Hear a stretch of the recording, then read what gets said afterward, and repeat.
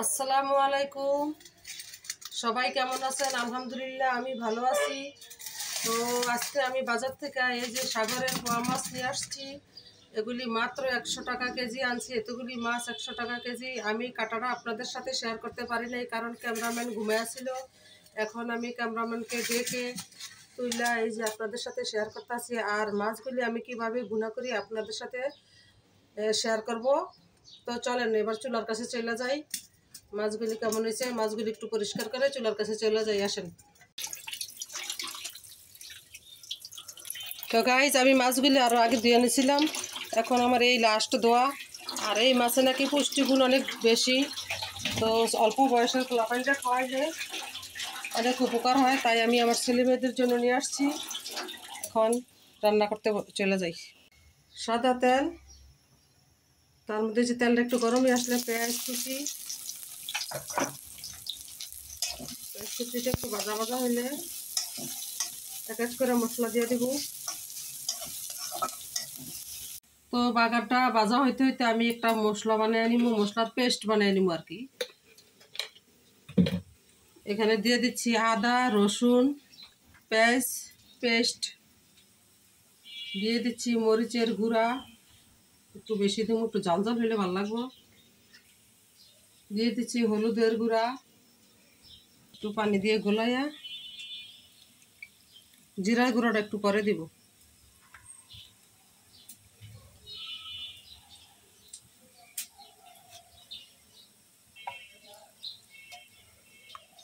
Guys, এই যে আমি পেস্ট বানিয়ে নিলাম একটা মশলা, এটা দিয়ে দেব।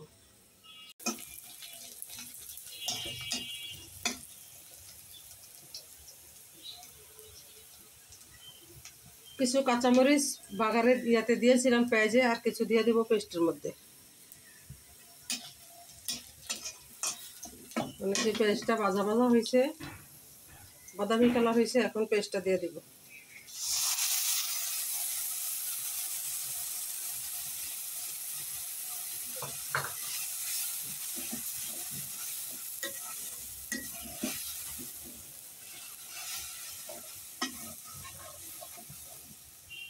তো গাইস, এখন আমি মাছটা দিয়ে দেবো। এই যে মাছ।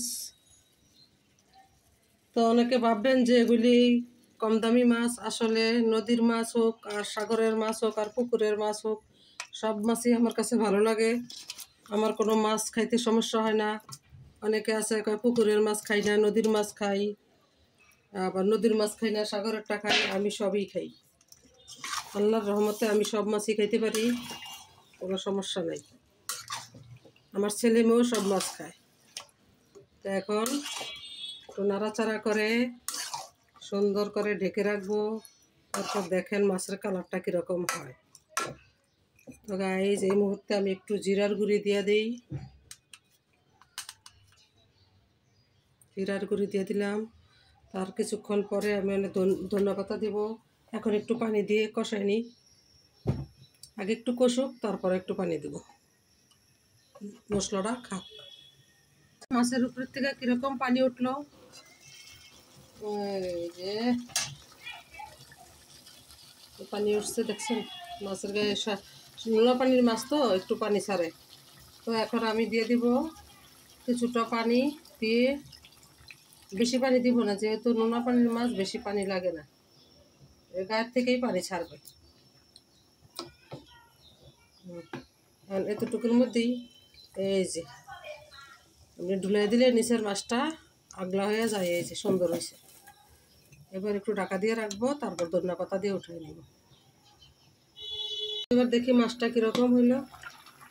অনেক সুন্দর হয়েছে। আর একটু রসা টানাবো, আর একটু ঝোল কমলে ধনিয়া পাতা দেবো। এই দেখেন গাইস, খানা মানা মাছ। ও উঠান জানে, এটা তো নরম মাছ, আজকে বাটিতেও ভরা যাবে না। ধনিয়া পাতা দিব।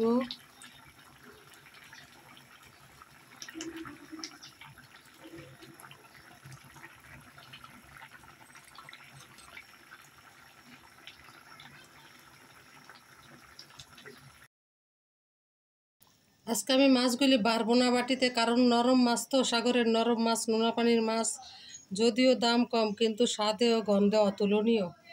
তো আজকে এ পর্যন্তই। যদি ভিডিওটি ভালো লাগে তো লাইক, কমেন্ট, শেয়ার করবেন। আল্লাহ হাফেজ।